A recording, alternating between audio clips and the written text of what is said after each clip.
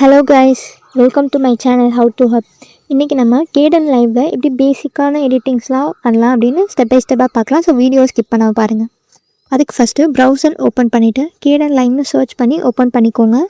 நீங்கள் பிகினராகவே இருந்தாலும் இந்த வீடியோ ரொம்ப யூஸ்ஃபுல்லாக இருக்கும். ஸோ இந்த மாதிரி தான் ஹோம் பேஜ் இருக்கும். ஸோ அதில் நீங்கள் டவுன்லோட் பண்ணிக்க வேண்டியதான். ஃபஸ்ட்டு பிசியில் டவுன்லோட் பண்ணிக்கோங்க. அதில் யூசர் மேனுவலும் இருக்குது, நீங்கள் ரீட் கூட வேணால் பண்ணிக்கலாம்.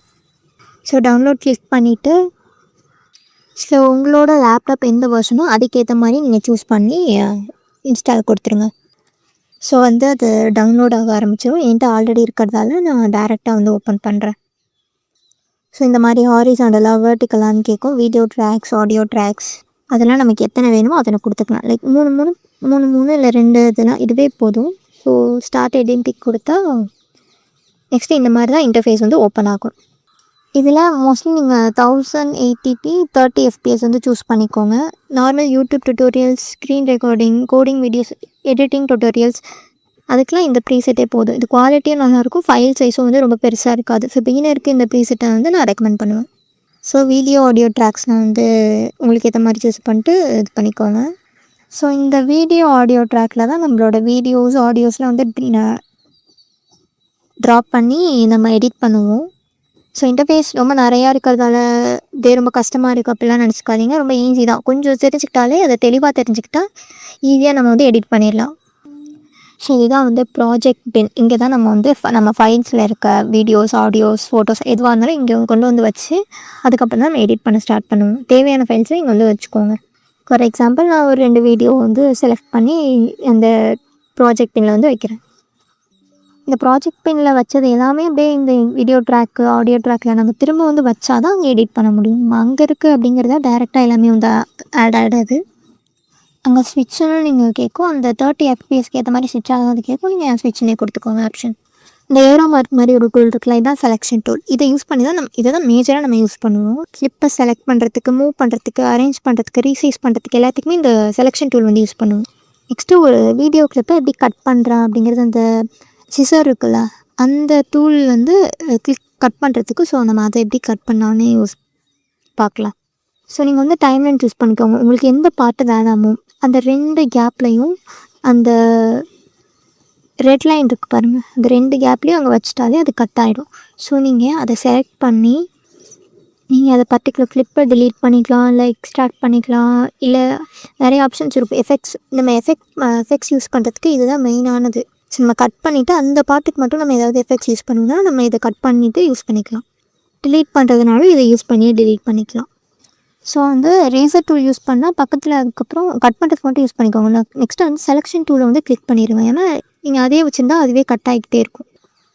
ரைட் சைடில் ஒரு ஸ்க்ரீன் தெரியுதுல்ல, அங்கே தான் நம்ம எடிட்டிங் பண்ணதுக்கப்புறம் உள்ள ஃபுல் வீடியோவும் அங்கே தான் ஷோ ஆகும். இது நம்ம ஜஸ்ட் மானிட்டரில் ப்ராஜெக்டில் எந்த இது ஷீட் பண்ணியிருக்கோமோ அதான் சென்டரில் இருக்க இடத்துல ஷோ ஆகும்.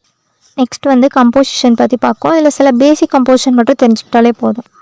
பேசிக்காக கம்போசிஷனில் டிசால்வ்னு ஒரு ஆப்ஷன் இருக்குது. டிசால்வோட மெயின் யூஸ் என்னென்னா 2 கிளிப்ஸ்க்கு நடுவில் ஸ்மூத்தாக ட்ரான்சிஷன் க்ரியேட் பண்ணும். ஒரு வீடியோ முடியும் போது அடுத்த வீடியோ சடனாக ஸ்டார்ட் ஆகணும், ஸ்மூத்தாக சேஞ்ச் ஆகிறதுக்கு டிசால்வ் யூஸ் பண்ணுவோம். இதை 2 கிளிப்ஸ் ஓவர்லேப் ஆகிற மாதிரி, லைக் ஒரு ட்ராக்கில் ஒரு வீடியோவும் அடுத்த ட்ராக்கில் இன்னொரு வீடியோ ஓவர்லேப் ஆகணும்னா நீங்கள் இந்த டிசால்வ் ஆப்ஷன் யூஸ் பண்ணலாம். ஸோ நான் இங்கே கீழே ஒரு வீடியோ ஓவர்லேப் பண்ணியிருக்கேன். ஸோ இது டிசால்வ்னா 2மே நமக்கு ஓவர்லேப் ஆகி ஷோ ஆகும். ஸோ இந்த மாதிரி ஓவர்லேப் ஆகும். நெக்ஸ்ட் எஃபெக்ட்ஸில் நமக்கு தேவையான பேசிக் எஃபெக்ட்ஸ் மட்டும் பார்க்கலாம்.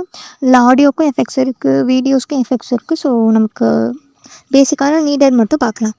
ஆக்சுவலாக இதில் நிறைய எஃபெக்ட்ஸ் இருக்குது, ஆனால் எல்லாமே ஒரு பிகினருக்கு தெரியணும்னு அவசியம் தான். பேசிக்ஸில் இம்பார்ட்டண்ட் எஃபெக்ட்ஸ் தெரிஞ்சால் மட்டும் போதும். ஒரு யூடியூப் வீடியோ க்ரியேட் பண்ணுறதுக்கு இது பெஸ்ட்டுன்னு நான் சொல்வேன். ஏன்னா வாட்டர் மார்க் கிடையாது. ஸோ ஈஸியாக நம்ம க்ரியேட் பண்ணலாம், எடிட் பண்ணலாம். அதில் இப்போ ஒரு எஃபெக்ட்ஸ் பற்றி பார்ப்போம். அது அப்ஸ்க்யூர் எஃபெக்ட்டு. இது இந்த எஃபெக்ட்ஸ் யூஸ் பண்ணி வீடியோவில் இருக்க பர்சனல் இன்ஃபர்மேஷன், ஃபோன் நம்பர் இதெல்லாம் ப்ளர் பண்ணுவோம்ல, ஒரு குறிப்பிட்ட இடத்த மட்டும் ப்ளர் பண்ணுவோம்ல, அதுக்கு இது பெஸ்ட்டாக இருக்கும். ஸோ நீங்கள் அந்த பாக்ஸ் ரெட் பாக்ஸ் இருக்கும், அதை நீங்கள் உங்களுக்கு ஏற்ற மாதிரி எந்த பகுதியை நீங்கள் ப்ளர் பண்ணணுமோ அதுக்கேற்ற மாதிரி நீங்கள் அட்ஜஸ்ட் பண்ணி வச்சுக்க வேண்டியதும். ஸோ ஃபார் எக்ஸாம்பிள் நான் இந்த மாதிரி இந்த ஹவு டு ஹப்பை ப்ளர் பண்ணியிருக்கேன். ஸோ இந்த மாதிரி தான். நெக்ஸ்ட்டு வால்யூமில் நிறைய பேருக்கு ட்ரபிள் இருக்கும், ரொம்ப ஸ்லோவாக கேட்கும். ஸோ நீங்கள் கெயினுங்கிற ஒரு எஃபெக்ட் யூஸ் பண்ணி நீங்கள் வால்யூம் இதில் இன்க்ரீஸ் பண்ணலாம். உங்கள் நார்மல் வாய்ஸ் ரெக்கார்டிங் வாய்ஸை இதில் நம்ம நிறைய லைக் 200 300 வைக்கும்போது வாய்ஸ் நல்லா வந்து கிளியராக கேட்கும், சவுண்டாக கேட்கும். ஸோ அது மெயினாக ஆடியோக்கு வந்து யூஸ் ஆகும். ஸோ உங்கள் வாய்ஸ் வந்து ரொம்ப ஸ்லோவாக இருக்குதுன்னு கவலைப்பட வேணாம். நீங்கள் இந்த எஃபெக்ட்ஸ் யூஸ் பண்ணி நல்லா சவுண்டாக வச்சுக்கலாம். நான் இது தான் வந்து யூஸ்வலாக யூஸ் பண்ணுவேன். ஸோ ஆடியோ ட்ராக்கில் தான் இதை நம்ம யூஸ் பண்ணுவோம், அந்த கெயினுங்கிற எஃபெக்டை. நெக்ஸ்ட்டு அந்த சிசருக்கு பக்கத்தில் ஒரு டூல் இருக்குல்ல, அதை ஸ்பேஸர் டூல்னு சொல்லுவோம். இந்த டூலை யூஸ் பண்ணி டைம்லைனில் இருக்க மல்டிபிள் கிளிப்ஸை வந்து ஒரே டைமாக மூவ் பண்ணலாம். இப்போ தனித்தனியாக தானே மூவ் பண்ணிகிட்ருக்கோம் கட் பண்ணதுக்கப்புறம், அதெல்லாம் வந்து ஒரே டைமாக மூவ் பண்ணலாம். இது வந்து ரொம்ப யூஸ்ஃபுல்லாக இருக்கும். நம்ம இடையில கட் பண்ணிவிட்டு நம்ம ஜாயின் பண்ணோம்னா இதை செலக்ட் பண்ணி நீங்கள் ஃபுல்லாக வந்து அதுக்கப்புறம் ஜாயின் பண்ணிக்கலாம். இப்போ நம்ம வீடியோவில் டெக்ஸ்ட் எப்படி ஆட் பண்ணுறதுன்னு பார்ப்போம். அதுக்கு ப்ராஜெக்ட் பின்ன ரைட் கிளிக் பண்ணால் ஆட் டைட்டில் கிளிப்னு ஆப்ஷன் இருக்கும், அதை கிளிக் பண்ணிக்கோங்க. ஒரு டைட்டில் எடிட்டர் விண்டோ வந்து ஓப்பன் ஆகும். இங்கே தான் உங்கள் வீடியோவுக்கு தேவையான டெக்ஸ்டெல்லாம் வந்து டைப் பண்ணிக்கலாம்.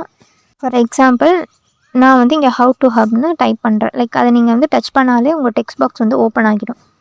ஸோ நீங்கள் அதில் கலர் வேணாலும் சேஞ்ச் பண்ணிக்கலாம், இல்லை அவுட்லைன் கொடுத்துக்கலாம். நீங்கள் அதை மூவ் பண்ணணுன்னா கொஞ்சம் அந்த பாக்ஸ் வந்து லைட்டாக அப்படியே ட்ராக் பண்ணி தள்ளிக்க வேண்டியதான். இப்போ கலர் சேஞ்ச் பண்ண சைடில் வந்து கலர் ஆப்ஷன் இருக்குது, அதை சேஞ்ச் பண்ணி ரெட் கலரில் கொடுக்குறேன். அப்புறம் அவுட்லைன்னு ஒரு ஆப்ஷன் இருக்குது. ஸோ நமக்கு ஏற்ற மாதிரி அதை அட்ஜஸ்ட் பண்ணிவிட்டு நீங்கள் அவுட்லைன் கொடுத்துக்க வேண்டியதான். ஸோ இது வந்து மேலே இருக்க டைம், செகண்ட்ஸ், டியூரேஷன் இருக்குது பாருங்கள், அது ரொம்ப முக்கியம். ஸோ அதை பார்த்துக்கோங்க. நீங்கள் இதில் font style, font size, background alignment எல்லாத்தையுமே வந்து நம்ம இஷ்டப்படி கஸ்டமைஸ் பண்ணிக்கலாம். லைக் அலைன்மெண்ட்டு, அப்புறம் லெட்டர் ஸ்பேஸ், ஒரு லெட்டருக்கும் இன்னொரு லெட்டருக்கும் ஸ்பேஸ் எவ்வளோ வேணும், அப்புறம் லைன் ஸ்பேஸிங், ஒரு லைன் இருக்கிறதால அவ்வளோ தெரில, இன்னொரு லைன் இருந்தால் லைன் ஸ்பேஸிங் கூட நம்ம யூஸ் பண்ணிக்கலாம். சப்போஸ் நீங்கள் உங்களுக்கு ஷேடோ வேணுனாலும் அந்த ஆப்ஷனை கிளிக் பண்ணிவிட்டு எந்த கலரில் ஷேடோ வேணுமோ லைட்டாக ஷேடோ கொடுத்துட்டா இங்கே ஷேடோ தெரியுது பாருங்கள், இந்த மாதிரி உங்களுக்கு ஷோ ஆகும். ஸோ டியூரேஷன் செக் பண்ணிக்கோங்க. இப்போ 5 செகண்ட்ஸ் இருந்தால் எனக்கு அந்த 5 செகண்ட்ஸ் மட்டும்தான் நீங்கள் எவ்வளோ ட்ராக் பண்ணாலும் அது அவ்வளோதான் காமிக்கும். ஸோ நீங்கள் டியூரேஷனை வந்து இன்க்ரீஸ் பண்ணிக்கோங்க. ஸோ உங்களுக்கு ஏற்ற மாதிரி அது காமிக்கும்.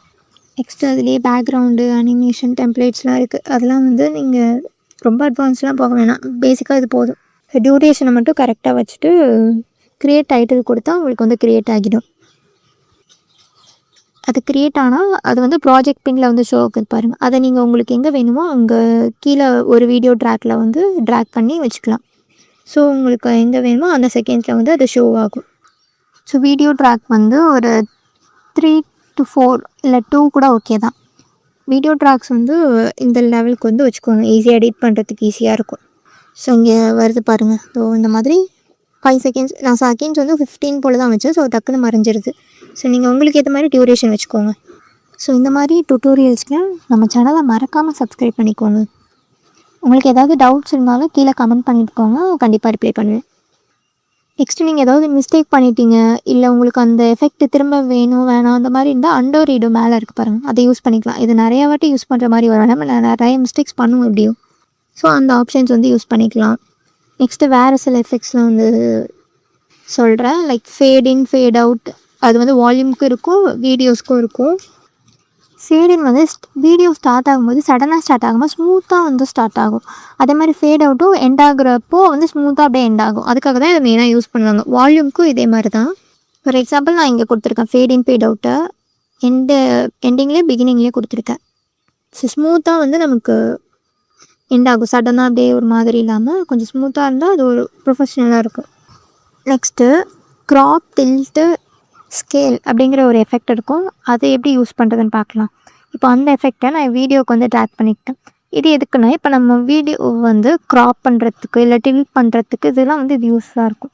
சப்போஸ் நீங்கள் லெஃப்ட் சைட் க்ராப் பண்ணணுன்னா க்ராப் லெஃப்ட்டு, க்ராப் ரைட்டு, நம்ம ரைட் சைடில் ஒரு சின்னதாக ஒரு பாக்ஸ் மாதிரி ஷோ பாருங்கள், அங்கே நீங்கள் அட்ஜஸ்ட் பண்ணிக்க வேண்டியதான். டாப், பாட்டம், எக்ஸ்ஆர் ஒய் ஆக்சிஸில் எந்த மாதிரி உங்களுக்கு க்ராப் பண்ணுமோ அதுக்கு ஏற்ற மாதிரி க்ராப் பண்ணிக்க வேண்டியதான். ஸோ டில்ட்டும் அது மாதிரி தான் பண்ணிக்கணும். நெக்ஸ்ட் வந்து உங்களோட வீடியோக்கு பிரைட்னஸ் வேணும்னா அந்த எஃபெக்டும் இருக்குது. பிரைட்னஸ்னு சர்ச் பண்ணி உங்கள் வீடியோவுக்கு ட்ராக் பண்ணால் அது பிரைட்னஸ் கொடுக்கும். உங்களுக்கு ஏற்ற மாதிரி அதை அட்ஜஸ்ட் பண்ணிக்கோங்க பிரைட்னஸை. ரொம்ப பிரைட்டாகவும் வச்சிடாதீங்க, ஏன்னா ஃபுல்லாக ஒயிட் ஆகிடும். அது மாதிரி ரொம்ப ஃபுல்லாகவும் குறைச்சி வச்சிடாதீங்க, ரொம்ப மீடியமாக வச்சுக்கோங்க. ஸோ இவ்வளோதான் பேசிக் எஃபெக்ட்ஸ் எனக்கு தெரிஞ்சு. நான் அதிகமாக யூஸ் பண்ணுறது இந்த எஃபெக்ட்ஸ் தான். ஒரு பேசிக்கான டுட்டோரியலுக்கு இது போதும் எனக்கு தெரிஞ்சு. நான் ஏதாவது எஃபெக்ட்ஸு இல்லை ஏதாவது டுட்டோரியலில் மிஸ் பண்ணிட்டேன்னா அதை கீழே மறக்காமல் கமெண்ட் பண்ணுங்கள். இப்போ அந்த ஃபைலை எப்படி வந்து நம்ம ஃபைலில் எக்ஸ்போர்ட் பண்ணுறதுன்னு பார்க்கலாம். இதில் ரெண்டர்னு ஒரு ஆப்ஷன் இருக்குல்ல, இதை கிளிக் பண்ணால் நம்ம ஃபைலுக்கு வந்து இது மூவ் ஆகிடும். இதை நீங்கள் சேவ் கூட பண்ணிக்கலாம். அதுலேங்க நீங்கள் MP4 சூஸ் பண்ணிவிட்டு ரெண்டர் டு ஃபைல் அப்படிங்கிற ஆப்ஷனை நீங்கள் கிளிக் பண்ணிட்டா அது ரெண்டர் ஆக ஸ்டார்ட் ஆகும். கொஞ்சம் டைம் எடுக்கணும், கொஞ்சம் வெயிட் பண்ணி க்ளோஸ் பண்ணுங்கள். டக்குன்னு க்ளோஸ் பண்ணிடாதீங்க, அப்புறம் போயிடும். ஸோ அவ்வளோதான், இது வந்து ரெண்டர் ஆகி நம்மளோட ஃபைல்ஸில் இருக்கும். இது வந்து ஒரு பெஸ்ட்டு என்னன்னு கேட்டால். ஏன்னா இது வந்து வாட்டர் மார்க் இல்லை. இப்போ நம்ம எடிட் பண்ண ஃபைல் சைஸ் பார்த்திங்கன்னா ரொம்ப கம்மியாக இருக்கும். இப்போ நான் வந்து 200 MB ஒரு வீடியோ எடுத்தேன்னா எனக்கு ஒரு 50 MB அந்த மாதிரி தான் வரும் எடிட் பண்ணதுக்கப்புறம். ஸோ ஸ்டோரேஜும் வந்து இது வந்து கம்மியாக இருக்கும். So that's all guys. இந்த மாதிரி யூஸ்ஃபுல் டுட்டோரியல்ஸ்க்கு ஹவு டு ஹப் மறக்காமல் சப்ஸ்கிரைப் பண்ணி வச்சுக்கோங்க. இந்த வீடியோ பிடிச்சா லைக், கமெண்ட், ஷேர் பண்ணுங்கள். தேங்க்ஸ் ஃபார் வாட்சிங்.